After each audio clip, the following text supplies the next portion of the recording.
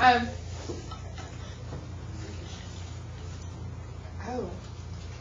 we have, I realize I forget to give out points. But we also haven't necessarily been doing our full part to get our points this week.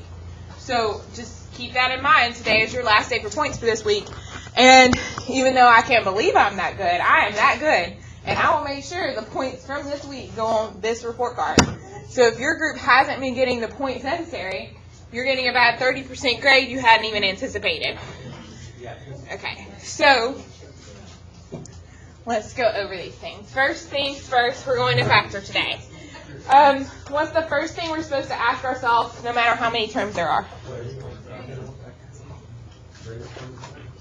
I heard it from you. Was it you two, Jax? Jax and Daniel get a point. However, there is no GCF. So when there's not a GCF, what we're supposed to do if there are 3 terms, which there are, 1, 2, 3, we're supposed to ask ourselves what 2 things add to give us the middle term and what 2 things multiply to give us the last term. 8 and 4, Ellie? Okay. And you can have a point for that. So negative 8, positive 4. Negative 8 plus 4 is negative 4. Negative 8 times 4 is negative 32. So when I write my answers, since I said negative 8, I'm going to write m minus 8. Table 4, you can have a point. You're not on my nerves and working really hard. And I'm supposed to write m plus 4, and Ellie, you can have a point because you already said that out loud. Okay. So maybe you're chatty because you already knew how to do this. Because you're supposed to. Because you did this in Algebra 1. And I taught geometry last year. So if you were here for geometry last year, I know we spent weeks on it with our bell ringers. So you're supposed to recall this. That's why Ellie does, because we spent a long time on it. Okay, well, it's super duper easy for now. It can get complicated, but as long as there's a 1 in front, it's going to remain easy. And there's a 1 in front of the z, there's one in front, as long as there's a 1 in front of the squared term, it's going to remain easy. So I need 2 things that multiply to give me negative 66, and they're supposed to add to give me a negative 5. And you said what? 11 and negative 6 is not correct. It is 11 and 6, but we've got to be careful with our signs. We want negative 11. Yeah, y'all are going to go down a point. I don't know what you're on, but go down. That's nice. We couldn't have been asking questions this long of an amount of time. My God. Okay, so negative 11, positive 6. I'm going to have z minus 11 and z plus 6. Yay. Okay, again, we're choosing negative 11 because negative 11 plus 6 is negative 5. So we have to be careful when we're picking a negative one, which one we pick. It does matter. Okay, so our next one, we want 2 things that add to give you 13 and 2 things that multiply to give you 40. Thank you, Jax. 5 and 8 are perfect. You can have a point for that, Jax. 5 plus 8 is 13. 5 times 8 is 40. So we're going to have y plus 5 and y plus 8. Terrific. Okay, but our last one today is different. Why is it different? It only has 2 terms. Ellie, get yourself another point. It only has 2 terms, and Daniel can have a point too because there is a GCF this time. 12 and 5. 2, 3, 5.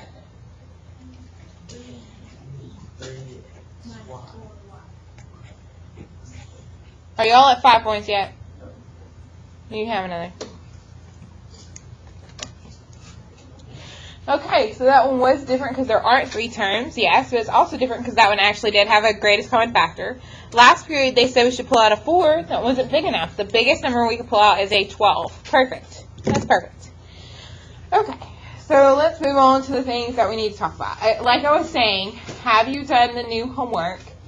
If so, and you've shown it to me, I've written it down. That's going to be the first grade in the second 9 weeks. Now, while that homework is important, I get that was only 1, 2, 3, 4, 5 problems. So if Seth doesn't have enough time and doesn't do those, that would be okay. However, he's going to make sure that the thing that he picked up on the podium today gets done, because it's going to be worth, I'm thinking 30 points in the 10% category. So it's going to be a major one. So if he forgets it, he's going to wish he hadn't. Now the good news is, and this is the part where first period decided that meant they didn't have to do math today. The good news is we're not going to make it due until Wednesday. Because I get these problems take a lot of time. So if there are 10 3-variable problems and you're spending 4 minutes, well, probably not, but maybe 4 minutes per problem, 10 times 4 is 40. So that is a lot of time throughout the day. So, and I get that. So, therefore, I'm going to give you a nice amount of time on it. And plus, you don't have school on Monday. So what's going to happen is I'll pretend, Ellie's going to forget about it and have to do it Tuesday night. That's what I want to avoid. So I would really like as much as you can get done today, the better. Yes, dear? It is on Wednesday, so I need to say this is due on Thursday. Thank you, Anne-Marie, and you can have 2 points to that, the first one who got me back on reality. Now, I would say, and then I could confess all the things, Anne-Marie. You would say, well, Miss Compton, why don't you just make it due Tuesday then? I'm going to be absent on Tuesday because I have a training thing for AP Stats. So I already need you to just turn in. If you turned it in, then great, but I'm going to leave you something else to do anyway. So I don't want Cassidy to have to get overwhelmed. So I'm going to leave this and something else. Yes, dear? Are we going to get permission slips next week to check out? I have no idea. My understanding was that they would tell us, and I did receive an email from Dr. Hester at like 8:30 last night, but I haven't really read it yet, if we're being honest. So I could read that. My understanding was that all sophomores, juniors, and seniors, you can't freshmen because you can't drive, but my understanding was that all the upperclassmen were supposed to be able to leave after the testing ended at like 1:30, but I don't actually know that, so don't quote me. And I don't know that they're going to say that. I think, in fact, they're going to say the opposite. I think they're going to say you have to have you can opt out. So, like, they're going to assume everyone's leaving, but if you're in band or some other extracurricular activity, I don't know. I didn't really understand. Again, I ought to read that email, but if you knew how many emails I had at the moment, you would understand why I haven't read that email. Okay, so I don't know that. But the thing I do know is how to do 3 equations and 3 unknowns. So let's look at your coloring page. So we were talking about yesterday. Yeah. So at first, I was just going to post the coloring key. Let me explain how this coloring page works and everything. So at first, I was just going to post the coloring key, and then I decided I could be even nicer than that. So while I'm not going to post it on Google Classroom, when I get done rambling, I am going to actually show you the literal key under the screen. It tells you the value for X, Y, and Z. That way, Seth can know I really did get number 1 right, and I get that. Okay, is there enough room on this paper to show your work? No. You're going to have some paper stapled to this, or because, again, I'm going to put the key on the screen in just a minute. So if all Ellie has are the answers, I'm giving you those. Okay, so we're going to do this coloring page. So what's going to happen is you're supposed to get an answer with a number for X, a number for Y, a number for Z. I get that. So let's see, for instance, on this problem, you're supposed to get, where'd my key go? You're supposed to get -2, -3, 3. But all they're wanting you to focus on when you're coloring is the X value. So X is -2. So everywhere on the back, on the mandala, that's what that weird looking thing is, everywhere on it that you see a -2, you're going to color it yellow. Now, I will give Tylen extra points for coloring, a couple extra, because she did take the time to make sure she colored all the things. I'm going to give her a couple. But really, where I'm focusing on, did you do your math? Do you have your work attached? And if you don't, then it's hard to give you any points at all. Okay, I'm not just going to release you to the wild and say go do all the things, because some of these require a little attention first. There are a couple hard problems, and your group can get a point per each hard problem you point out. What is the first hard problem you notice? And don't say all of them. 3. 3 is a difficult one. 4. And 4, I'll give, who said 4? Karen, did you say it too? Nick can get 2 points because he said 2 different ones. Karen can have 1. 6. Nick already said 6. He can get another. 9. Is it 9? 9.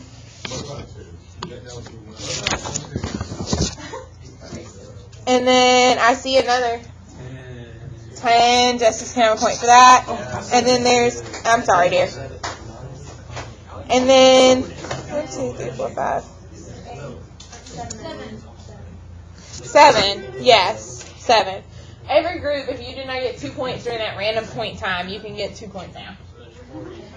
So there are 4 super easy and 6, we're going to call them mediums, but they're really not mediums. So let me explain, if I were Paige, how I would do it. And then I'm going to explain, if I were trying to just follow a system, how I would do it. Okay, so I guess this should require me to back up. So yesterday we talked about what I normally do when there are 3 equations is I number them. And then I end up doing elimination how many times? 3. I end up doing elimination 3 times, so you can have a point for that page. So I might do elimination with, let's say, 1 and 2. And I might do elimination with, let's say, 2 and 3. But when I do that elimination, what's sad is the variables don't all die. Only one variable dies. So I end up with a new equation 4, it has only 2 variables. I end up with a new equation 5, it has only 2 variables. And then sadly, I have to do elimination one more time with those 2 new equations. And you're like, Miss Compton, so I've done elimination 3 times. 3 times. And I'm just now to an answer of like x equals 2. And then you have to take the x equals 2 and plug it back in and get a y. Take that y, plug it back in and get an x. I'm not going to lie, these are time consuming. I get that. Y is 2 different from 3. What form is 2 in? Point for 3. It's in standard form every single time. So elimination is easiest in standard form. When things aren't in standard form, what would probably be an easier method? Substitution. It probably would be. So for instance, we're told z is this. So we could go to that bottom equation and everywhere we see a z, put negative 3x minus 1. And then suddenly our bottom equation only has x's and y's. And the same idea, z is this, so everywhere in the top equation we could plug in that, and then our top equation would only have x's and y's. So substitution hasn't gone away. If you would like to use substitution, it can make your life a lot faster, specifically on the problems that we circled. Specifically on the problems that we circled that had a missing variable. Substitution would be a whole lot faster. But to be honest, some people just get overwhelmed, and I get it. There are so many things going on in so many different ways. So if you're one of those, I like the elimination 3 times, I understood that, I want to do it that way every single time, that's fine. Let's talk about how to make that happen. So what we're going to have to do is they're not in standard form. Well, the top one is, but the bottom 2 aren't. So we're going to have to rearrange them. So the top one is still going to be negative x minus y minus 3z equals negative 9. But the middle one, I'm going to add 3x to both sides. So I'll have 3x, and I'll have a z, and I'll have a negative 1. What do I put for y? Perfect. Thank you, Ellie. Get another point. Okay, and then on that bottom equation, when I move over the y and I move over the z, I'll end up with x minus 5y plus z equals 23. So I could rearrange my equations and put them in standard form, and therefore now elimination would be best. So if you like elimination 3 times, get an answer, plug them in, and I get that because I like being a creature of habit. I totally get that. Then what you need to do on the ones we circled is you need to rearrange them into standard form first. Once they're in standard form, like this one here, if I multiply the top and the bottom line by 3, then I could kill off the x's because I'll have a negative 3x, a positive 3x, that'll die. 1 elimination. I have a negative 3x, a positive 3x, 1 and 3 will die. The x's will. There's another elimination. So if you're wanting to eliminate every single time, you need to put it in standard form. But if you understood substitution and you kind of liked it, you could use it on any of the ones we circled and make your life a little faster and easier. Do you have to do that? No. But if you're trying to go fastest, that would be faster. Okay, are there any questions about this? Okay, I'm going to leave this on the screen. Oh, there is one thing. We discussed yesterday in this class, didn't we, that The one problem you were assigned last night was supposed to be no solution. Yes. Okay, you were supposed to get like 0 equals 30, Yes. and that's not true, so it was supposed to be no solution. Now, sadly, did you have to do elimination the 3 times to reach that answer? Yeah. But it's just like what we did before. If you end up with all the variables dying, it's either no solution or all real numbers. Depends on what your statement is. Okay. I'm going to put the exact key on the screen. If you want to walk up and take a picture of it or whatever, that's fine. I'm not posting it on Google Classroom because, let's face it, those of us who have tuned me out so far are going to continue to tune me out, and I'm tired of rewarding them. So, here you go. It's easier to walk up and take the picture under the hover cam. I don't care. Okay. And then you